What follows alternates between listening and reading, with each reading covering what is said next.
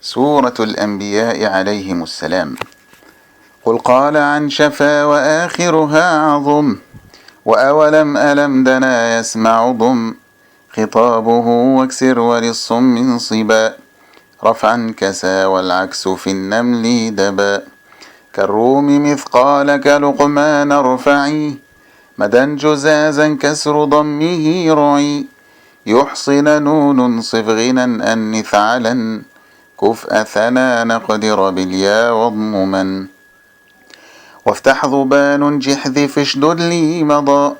صن حرم نكسر سكن قصر صف رضا، نطوي فجهل أنث النون السماء، فارفع ثنا ورب للكسر اضمما، عنه وللكتاب صحب جمعا، وخلف غيب تصفون من وعا.